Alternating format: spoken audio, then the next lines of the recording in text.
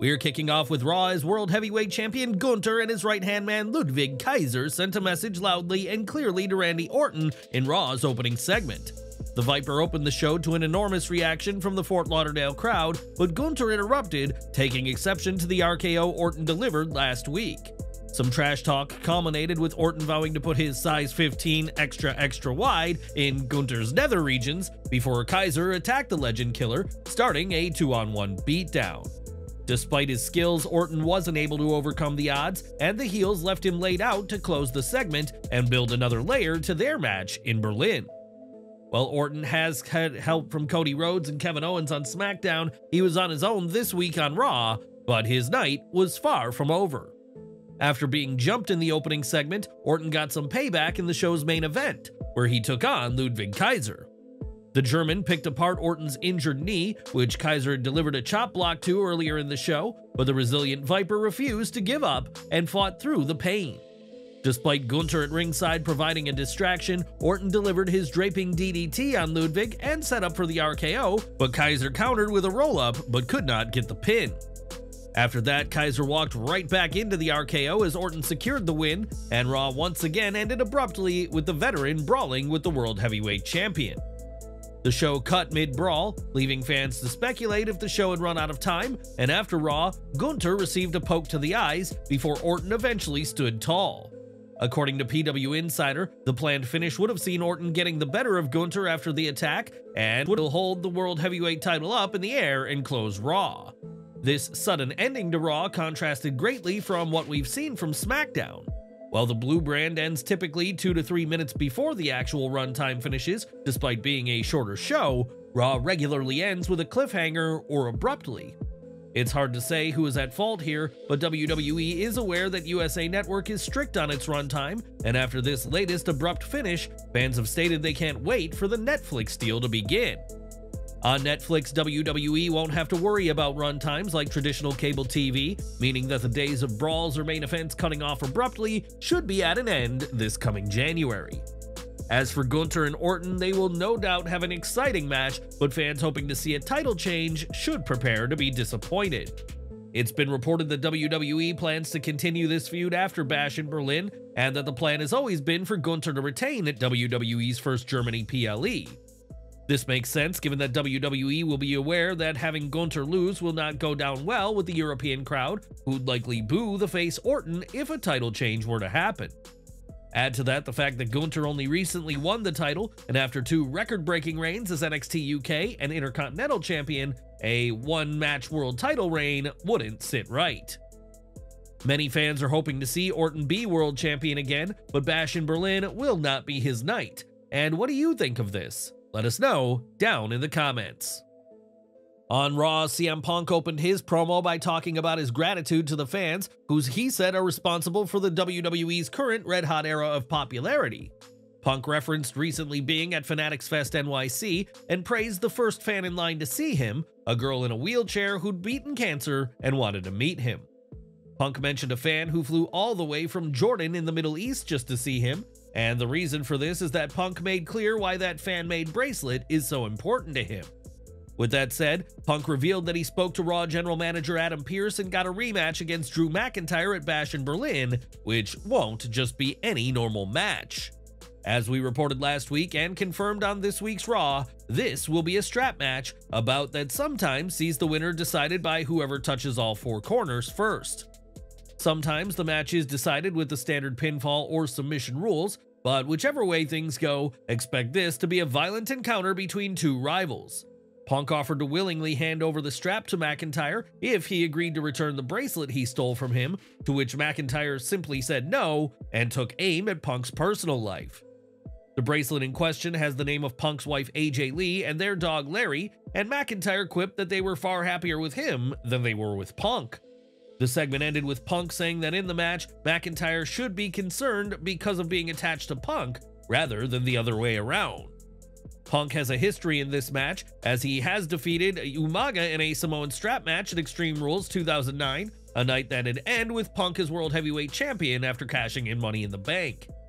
In AEW, Punk competed in a similar dog collar match against MJF at Revolution 2022 and would get the win over the self-described scumbag. McIntyre also has strap match experience, albeit in a losing situation, having fallen to Karrion Kross at Extreme Rules 2022, and this upcoming match won't be their last encounter. WRKD Wrestling reported ahead of Raw that SummerSlam was the first of 3 matches for Punk and Drew, and after their strap match, they will compete at Bad Blood inside Hell in a Cell. Are you excited to see a strap match at Bash in Berlin? Who do you think should leave Germany with the win and the coveted bracelet? Let us know in the comments. Now, Ivy Nile cemented her heel turn last week by betraying Maxxine Dupri and aligning with Chad Gable's American-made faction alongside the Creeds. This week, Nile and Dupri faced off, but it wasn't long before the Wyatt 6 music interrupted things and the lights went out, leaving Nile concerned in the ring. The Florida crowd anticipated chaos and responded with chants of "You up," which forced a broadcast censor, an issue that'll be avoided when Raw moves to Netflix. Nikki Cross as Abby the Witch appeared and cornered Nile, and when American Made arrived to protest her, the rest of the Wyatt 6 appeared at ringside. Interestingly, in WWE's caption for a YouTube video of this segment, WWE called Nikki Cross Sister Abigail, but last week edited out Michael Cole mentioning Sister Abigail. Whether it's Nikki Cross, Sister Abigail, or Abby the Witch, WWE can't seem to make up its mind, and hopefully they can make a decision on this soon enough. Cross attacked Nile while the Macabre faction overwhelmed Gable and the Creeds, and the heels fled as the Wyatt 6 posed in the ring. Uncle Howdy nailed Chad Gable with a Sister Abigail to end things in the center of the ring, and this segment ensured this feud will continue with a match set for next week. That match between Howdy and Gable will be the in-ring debut of Uncle Howdy, though some have argued that WWE should have saved this match for a PLE like Bash in Berlin. Some have even said that this decision, like having the group's in-ring debut on the post-SummerSlam Raw, is a sign that for all the build, WWE isn't taking the group seriously.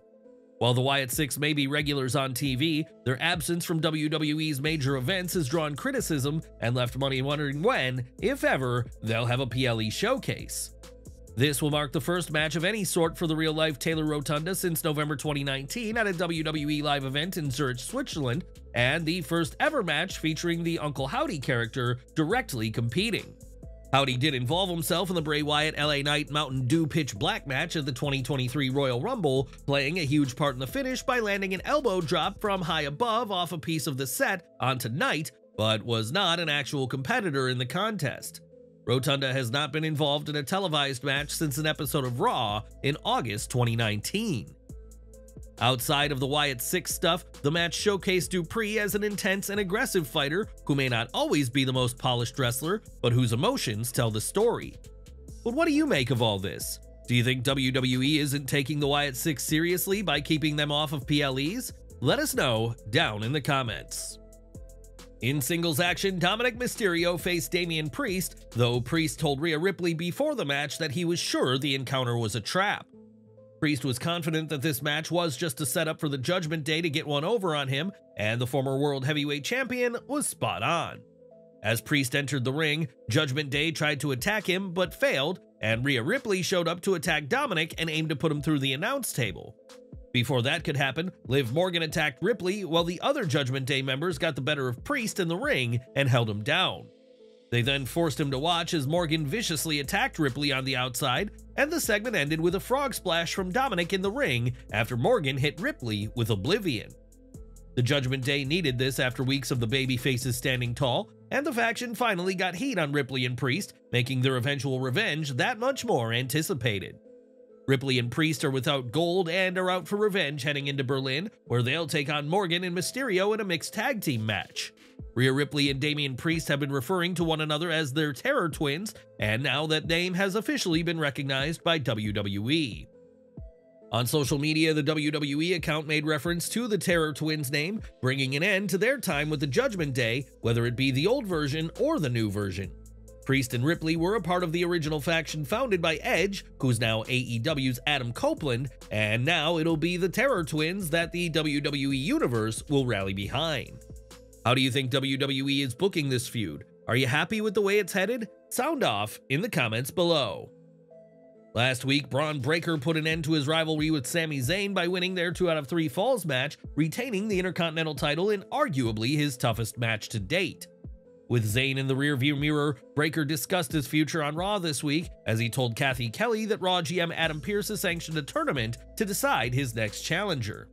That'll begin next week, and the ever-confident Breakker vowed to decimate the next #1 contender, no matter who ends up earning a shot at the Intercontinental title. There's no shortage of names who could benefit from winning, such as Sheamus, whose Hall of Fame-worthy resume is still missing the title held by Breakker. Perhaps it'll be someone like Ilya Dragunov, who after a strong start on Raw seems to have fallen in the shuffle as of late, and could do with a match with Breakker to bring him back up. Having moved to the city at a young age, it would have been a homecoming for Dragunov, and while he could still wrestle in Germany, a spot on the PLE card looks unlikely. He would have made a great challenger for Bron Breakker's Intercontinental Championship even in a losing effort, but with a tournament starting next week, don't expect a title match in Berlin. Dragunov wasn't even on Raw tonight, as he instead wrestled before the show on Main Event, and while this isn't wholly concerning, the timing isn't ideal. The same could be said of Jey Uso, who for all the talk of being a main event talent, has yet to hold singles gold in WWE, something that countless fans would like to see changed. But what do you think should come next? Is a tournament the right move? And who do you think is the right opponent for Bron Breakker? What have you made of Breakker's run on Raw so far? Sound off in the comments below. On last week's Raw, Bronson Reed made quick work of The Miz, and when he went for another tsunami, R-Truth came to his aid and was on the receiving end of multiple tsunamis. This week, Miz faced Reed in a no DQ match, but only after Adam Pearce asked The Miz if he really wanted the match with the man who took out Seth Rollins. Miz said he didn't want to face Reed, and added that if he were in Pearce's shoes, he would have suspended Reed and banned the tsunami. He then mentioned that R-Truth is one of his few friends in the industry and that he would do anything for him, and that he needed this no DQ match with the Australian. This match had plenty of violence, exciting spots, and even a dig at Vince McMahon, as when Reed broke a kendo stick, Pat McAfee got excited at the commentary table. Michael Cole encouraged him to sit down, saying, "You may end up in the local medical facility." A shot at McMahon's list of terms those on TV had to use, as he didn't want hospital being used. This list of banned terms would often be a sticking point for fans, as it made WWE dialogue feel stilted and wooden, and it was surprising to see Cole make reference to it in this match. Miz put up a better fight this week with some great babyface fire behind him, and though the fans wanted to see him knock off the bigger, stronger Reed, that wasn't meant to be. Reed caught Miz with a Death Valley driver through a table, and the devastating tsunami finished him off, but the former North American champion then looked to start a post-match beatdown. That was thwarted by Braun Strowman, who emerged from backstage and made clear he'll be Reed's next opponent in what will be a battle of the big men. Reed didn't back down from the former Universal Champion, and the two faced each other without saying anything until the feed suddenly cut to black. The segment ended abruptly, leaving everyone confused about what happened, and it's not clear why WWE cut away, but it was jarring when Jackie Redmond suddenly interviewed Sheamus backstage. Nevertheless, a Reed-Braun feud should result in some fun matches, and if Reed emerges from the feud victoriously, it'll go a long way in establishing him as a main event villain. Has Strowman finally found a good program close to 2 years since his WWE return? How should Triple H book this feud? Possibly with gimmick matches? Sound off down below. Without Big E by their side, the New Day has been outnumbered by the Final Testament time and again, but as of late, have received a huge assist from Odyssey Jones. Jones was able to lay out Karrion Kross and his allies single-handedly recently, and throughout all this, Kross has been trying to drive a wedge between Kofi Kingston and Xavier Woods. On this week's Raw, Kingston, Woods, and Jones appeared in a backstage segment, and the young upstart was excited about being part of the team and their upcoming match.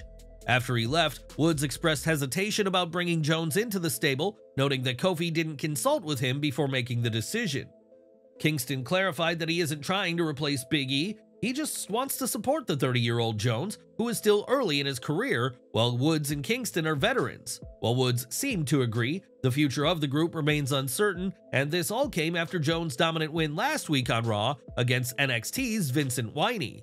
After Jones' win last week, Kingston laid down the challenge to Kross, setting the stage for a 6-man tag team match live on tonight's Monday Night Raw. Kofi tagged himself in at the start, which didn't please Woods, and Kofi then tagged in Odyssey Jones as he was closer, again confusing his tag team partner of the past decade. After the tag, Jones exploded with a babyface comeback before picking up the win with his modified Bossman Slam, though Woods looked less than thrilled in victory. The former King was clearly disappointed by the blossoming friendship between Kingston and Jones and the idea that they may make up a revamped version of the New Day. It appears that a seed of an Xavier Woods heel turn, one that'd see him ditch the New Day, has been planted here, as Jones' arrival could mark the end of the New Day as we know it. What do you think about Odyssey Jones joining Kofi and Woods on Raw? Do you think they'll ever replace Big E? And are we expecting an Xavier Woods heel turn, and if so, is it the right move? Give your thoughts to all these questions down in the comments. Earlier this year, Pat McAfee made his return to WWE programming and has brought the energy every week, but with that said, WWE TV will be without Pat for the next couple of months. The former NFL punter secured a significant contract with ESPN in May 2023 in a major milestone for him, but has left fans uncertain about his WWE future. During an untelevised segment at Raw, McAfee addressed his upcoming hiatus, as he will be leaving the commentary table to work on ESPN's College Game Day. McAfee bid a short farewell to the WWE Universe and revealed that he would be away from WWE for about 4 months or so, and said he'll see the fans again in January 2025. McAfee then led a huge thank you chant with the fans for the WWE ring crew, camera guys, backstage personnel, and most importantly, his broadcast colleague Michael Cole. Pat said it was a dream come true to work alongside a legend like Cole, and when Raw went back on the air, Cole confirmed that McAfee will return in January. McAfee has had an involvement in the Royal Rumble in the last 2 years, so perhaps the 2025 show will be when he comes back, and fans can expect more changes to the commentary team. Next month, Michael Cole will temporarily be moving to SmackDown, while ESPN's Joe Tessitore will join Raw, and it remains to be seen who will join him on the show. Will you miss seeing Pat McAfee as part of Monday Night Raw's commentary team while he gets involved in ESPN's College Game Day? Sound off in the comments section below. In 2022, Saraya joined AEW and was cleared to wrestle once more, and now there's been big developments with her status in the company. Fightful Select reports that Saraya's contract extends until at least September, and that the two sides have at least been in talks about possibly extending her current deal for a year. It's added that while Saraya does not currently have an official match announced for this year's All In, she is planned for the show, which comes 1 year after she won the Women's World title. Do you think Saraya should stay in AEW, or should she return to WWE if they let her wrestle, considering her neck issues? Perhaps it's time for her to retire again. Let us know what you think. The last time fans saw Wardlow wrestle, it was at Big Business Dynamite in March, and fans have been left to wonder what's going on with a man many once saw as a future world champion. Sean Ross Sapp of Fightful Select reports that when asked, AEW hasn't provided any clear answers about his status or when he will return. Sapp did mention that Wardlow was in a car accident back in April and pondered whether that may have sidelined him, as he has not been around for some time.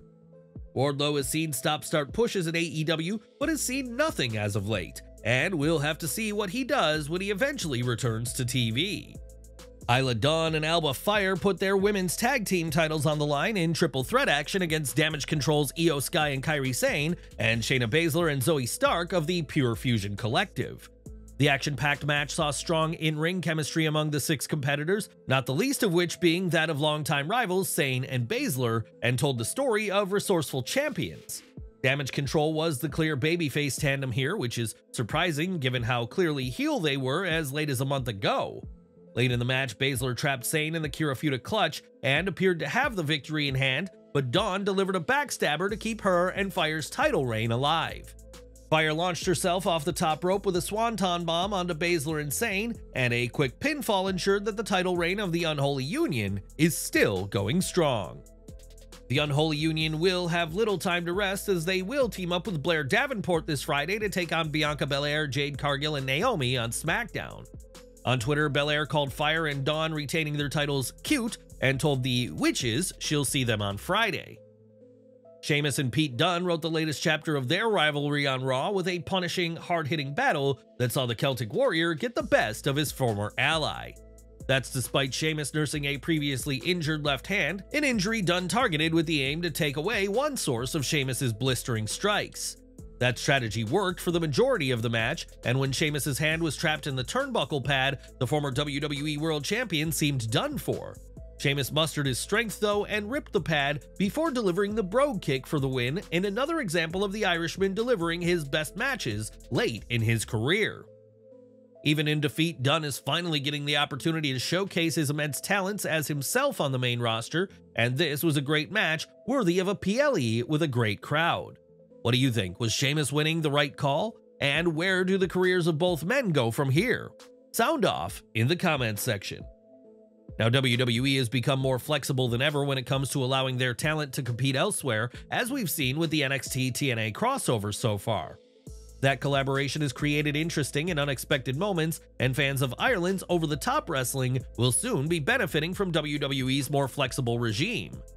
At OTT Scrappermania 8 earlier this month, it was announced that JD McDonough and Finn Balor will be appearing at their 10th anniversary show in October, exciting the fans.